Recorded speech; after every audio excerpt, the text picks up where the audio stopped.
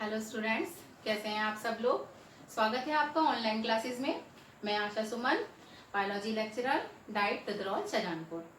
मैं आज आपको डीएलएड सेकंड सेमेस्टर के टॉपिक जीवन की प्रक्रियाओं के अंतर्गत आने वाले सब टॉपिक वाष्पोत्सर्जन के विषय में पढ़ाऊंगी। वाष्पोत्सर्जन को अंग्रेजी में ट्रांसपीरेशन कहते हैं। क्या होता है वाष्पोत्सर्जन, आइए देखते हैं। वाष्पोत्सर्जन दो शब्दों वाष्प प्लस उत्सर्जन से मिलकर बना है। इसका अर्थ होता है वाष्प यानी कि पानी और उसका उत्सर्जन मतलब निकलना, पानी का निकलना। पानी कहाँ से निकलेगा, मतलब कि यह प्रक्रिया प्लांट्स हरे पौधों में पाई जाती है। उन पौधों में जो उनके एरियल भाग होते हैं या जो हवा में पार्ट्स होते हैं, उन भागों से अधिक टेम्परेचर, वातावरण में जो अधिक टेम्परेचर होता है उस समय उस कारण भाप बन के पानी जो है उत्सर्जित होता है, अधिक मात्रा में निकलता है। इसको इस प्रकार समझ सकते हैं जैसे कि ह्यूमन बॉडी में हमारी स्वीट ग्लैंड से, पसीने वाली ग्रंथियों से हमारी बॉडी से पसीना निकलता है। उसी तरह से आसान भाषा में अगर हम समझें तो वाष्पोत्सर्जन पौधों द्वारा भाप के रूप में पानी के निकलने की प्रक्रिया होती है।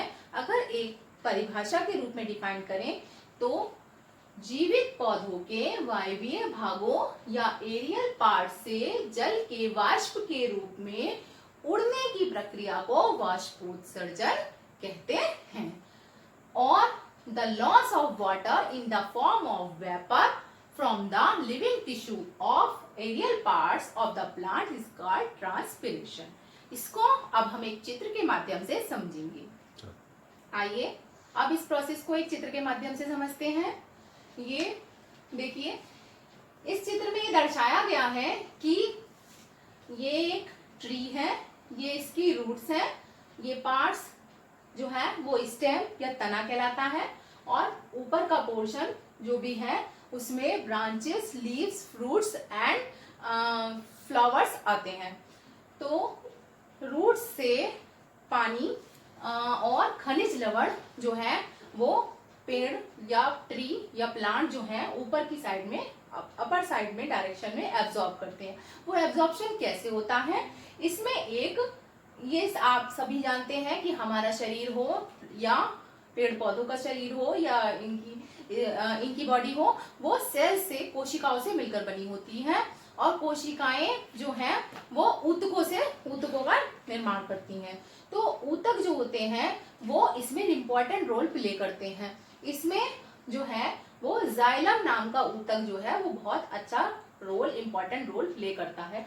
जाइलम का ये काम होता है कि वो जड़ों से खनिज लवण और पानी को एब्जॉर्ब करके तने के होते हुए पौधे के सभी समस्त भागों तक पहुंचाने का काम करता है। इस चित्र में दिखाया गया है कि रूट्स से जाइलम टिश्यू पानी और मिनरल्स को, खनिज लवणों को अवशोषित करके तने से लेता हुआ, होता हुआ और उसकी पत्तियों तक पहुंचाने का काम कर रहा है। वही पानी जो है वो भाप बनकर पौधों की पत्तियों के द्वारा वातावरण में वाष्पोत्सर्जित हो जाता है, वाष्प के रूप में उत्सर्जित हो जाता है। यही प्रोसेस यहाँ पर वाष्पोत्सर्जन को प्रदर्शित कर रही है। चलिए अब इसके बाद हम चर्चा करते हैं वाष्पोत्सर्जन के प्रकार के बारे में। वाष्पोत्सर्जन जो है वो वाष्पोत्सर्जन पौधे के प्रत्येक वायवीय भाग से होता है, परंतु अधिकतर वाष्पोत्सर्जन पत्तियों द्वारा होता है। वाष्पोत्सर्जन निम्न प्रकार का हो सकता है। पहले क्रम में आता है रंध्रीय वाष्पोत्सर्जन। ये कोई क्रम डिसाइड नहीं है, हम किसी भी चीज को, किसी भी क्रम वाष्पोत्सर्जन को हम पहले स्टडी कर सकते हैं।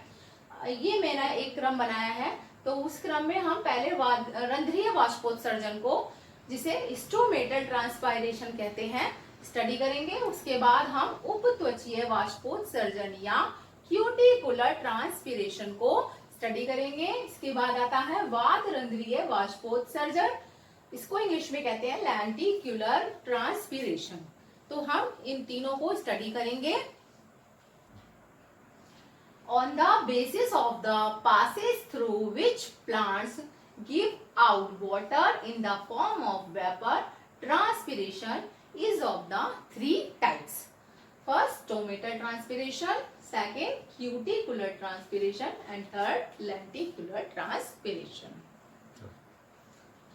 जैसा कि आपको चित्र के माध्यम से समझ में आ ही रहा होगा, फिर भी थोड़ा सा देखते हैं कि स्टोमेटल ट्रांसपीरेशन ये स्टोमेटा के थ्रू हो रहा है। इसमें ये छोटे छोटे पोर्स दिखाई दे रहे हैं आपको, ये स्टोमेटा कहलाते हैं। स्टोमेटा पत्ती की ऊपरी और निचली सतह पर कुछ छिद्र या रंध्र पाए जाते हैं जिन्हें स्टोमेटा कहते हैं। वो ऊपर की लेयर पर कुछ कम मात्रा में, जबकि निचली सतह पर असंख्य छोटे छोटे छिद्र पाए जाते हैं जो स्टोमेटा कहलाते हैं। उनके द्वारा वाष्पोत्सर्जन की क्रिया होती है। दूसरी चीज आती है, दूसरा इसका प्रकार आता है क्यूटिकुलर ट्रांसपीरेशन। ये पत्ती की इस ट्रांसपीरेशन में पत्ती के ऊपर एक जो लेयर पाई जाती है उसे क्यूटिकल कहते हैं। इसको हम आगे अच्छे से एक एक पॉइंट को डिफाइन करेंगे। अभी कुछ कम शब्दों में समझिए कि क्यूटिकल की एक लेयर पत्ती के ऊपर पाई जाती है, वो क्यूटिकुलर ट्रांसपीरेशन के अंतर्गत आती है। दूसरी लेंटिक्युलर ट्रांसपीरेशन, ये वृक्षों में या प्लांट के वुडी पार्ट्स में जो स्ट्रॉन्ग पार्ट होते हैं उनमें पाए जाते हैं। आइए अब हम इनको वन बाय वन स्टडी करते हैं। सबसे पहले आता है रंध्रीय वाष्पोत्सर्जन, इंग्लिश में कहेंगे स्टोमेटल ट्रांसपीरेशन। यह वाष्पोत्सर्जन प्लांट के उन भागों में पाया जाता है जिनमें बहुत अधिक संख्या में रंध्र या छिद्र पाए जाते हैं। ऐसे भाग पत्तियां और प्लांट के हरे भाग, स्टेम्स आदि होते हैं। इन भागों में बहुत अधिक संख्या में छिद्र पाए जाते हैं, वो छिद्र रंध्र या स्टोमेटा कहलाते हैं। इन छिद्रों के द्वारा गैस का, ऑक्सीजन और कार्बन डाइऑक्साइड का हर समय सर्कुलेशन होता रहता है। इन स्टोमेटा के थ्रू ही वाटर वेपर का भी सर्कुलेशन होता है। ये स्टोमेटा या ये छिद्र जो है वो इनके द्वारा वाटर या एयर वेपर का सर्कुलेशन वातावरण में लगातार होने की प्रक्रिया ही स्टोमेटल ट्रांसपीरेशन कहलाती है। इस प्रक्रिया में लगभग 80 से 90% वाष्पोत्सर्जन स्टोमेटा द्वारा होता है। ये देखिए चित्र के माध्यम से आपको दिखाई भी दे रहा है कि पानी, वाटर वेपर जो है वो लगातार इनसे निकल रही है, एटमॉस्फेयर में सर्कुलेट हो रही है। इसके बाद हम दूसरे इसके प्रकार पर स्टडी करेंगे, उस पर चर्चा करेंगे। इसका दूसरा भाग आता है उपत्वचीय वाष्पोत्सर्जन या क्यूटिकुलर ट्रांसपीरेशन। यह वाष्पोत्सर्जन प्लांट की त्वचा, जिसे कि बार्क कहते हैं, या छाल, उसके द्वारा होता है। पत्तियों में बाहरी त्वचा एपिडर्मिस के ऊपर क्यूटिकल का आवरण चढ़ा होता है। क्यूटिकल का मुख्य कार्य वाष्पोत्सर्जन को कम करना होता है। जैसे कि अगर आप किसी लीफ को, पत्ती को देखें तो उसका अपर पोर्शन जो काफी स्मूथ, चिकना दिखाई देता है, वो क्यूटिकल के कारण होता है। उसकी निचली सतह जो होती है ऊपरी त्वचा के मुकाबले खुरदुरी होती है, जिस पर बहुत सारा केशिकाओं का जाल सा दिखाई देता है, शो होता है। जैसे अगर आप अपने हाथ को देखें तो ऊपर की लेयर, ऐसा समझिए कि ये पत्ती का ऊपरी भाग है, इसे क्यूटिकल कहेंगे, और ये नीचे पत्ती का दूसरा भाग है जिसे जो कुछ खुरदरा दरदरा सा होता है। इस भाग पर बहुत अधिक संख्या में स्टोमेटा पाए जाते हैं, जबकि इस भाग पर उसके मुकाबले कम स्टोमेटा पाए जाते हैं। तो ये भाग जो है, इसकी ऊपरी लेयर जो होती है, जो स्मूथ और चिकना बनाती है इसे, वो क्यूटिकल कहलाती है। परंतु कुछ मात्रा में जल इससे भी वाष्प के रूप में निकलता है और इसी को ही क्यूटिकुलर ट्रांसपिरेशन कहते हैं। इस वाष्पोत्सर्जन में लगभग 3 से 9% तक वाष्प या जल जो है वो उत्सर्जित होता है। इसके बाद आता है हमारा थर्ड वाष्पोत्सर्जन का प्रकार, टाइप, जिसे कहते हैं लेंटिकुलर ट्रांसपिरेशन। इसका तीसरा भाग है वातरंध्रीय वाष्पोत्सर्जन या लेंटिकुलर ट्रांसपिरेशन। लेंटिकुलर ट्रांसपिरेशन के अंतर्गत ऐसे प्लांट्स आते हैं जो वुडी हैं, काष्ठीय हैं, जिनके ऊपर छाल पाई जाती है और जो देखने में बहुत स्ट्रॉन्ग, मजबूत दिखाई देते हैं। तो उनमें छोटे छोटे चित्र में देखिए आप लोग कि इनमें छोटे छोटे कुछ डॉट्स से दिखाई दे रहे हैं आपको। ये एक प्लांट ट्री का पिक्चर है। इसमें जो ये पोर्स लाइक स्ट्रक्चर जो दिखाई दे रही है, इनको लेंटिकल्स कहा जाता है। इन लेंटिकल्स के द्वारा हिंदी में इन्हें वातरंध्र कहते हैं। इन लेंटिकल्स के द्वारा कुछ वाष्प का जो है एटमॉस्फेयर में उत्सर्जन होता है। इन रंध्रों से जो उत्सर्जन होता है, उस उत्सर्जन के कारण ही इन्हें लेंटिकुलर ट्रांसपिरेशन के अंतर्गत रखा जाता है। इस प्रकार का वाष्पोत्सर्जन बहुत ही कम, लगभग 1% होता है। इस लेंटिकुलर ट्रांसपिरेशन को हम एक चित्र के माध्यम से आगे डिटेल में समझने का प्रयास करेंगे। वो इस प्रकार है, जैसा कि आपको चित्र में प्रदर्शित हो रहा है। ये प्लांट्स की डैमेज सेल्स है। वे सेल्स जो आउटर उसकी स्ट्रक्चर पर, जिसे छाल कहते हैं, उस पर पाई जाती हैं। तो उसमें छोटे छोटे, आपने देखा था पिछले चित्र में, छोटे छोटे पोर्स, स्मॉल पोर्स बने हुए थे। तो उन पोर्स के पास में जो सेल्स होती हैं वो डेड हो चुकी होती हैं, डैमेज्ड होती हैं। तो वो एक तरह का इस तरह की एक स्ट्रक्चर फॉर्म करती हैं जो वो छिद्र के रूप में दिखाई देती हैं, जिनके द्वारा आसानी से जो वाष्प है वो उत्सर्जित हो जाती है। तो उनको हम वातरंध्र या लेंटिकल्स कहते हैं। फ्रूट्स में ये एप्पल है, अगर उसकी आउटर स्किन को देखें तो उस पर भी बहुत बारीक बारीक महीन डॉट्स पाए जाते हैं। वो वातरंध्र को ही प्रदर्शित करते हैं। ये वातरंध्र जो है आसानी से वाटर को एटमॉस्फेयर में इवेपोरेट करने में सहायता करते हैं। चलिए आइए अब हम वाष्पोत्सर्जन से महत्व पे चर्चा करते हैं कि उसके क्या महत्व हो सकते हैं, उसकी क्या इम्पोर्टेंस है।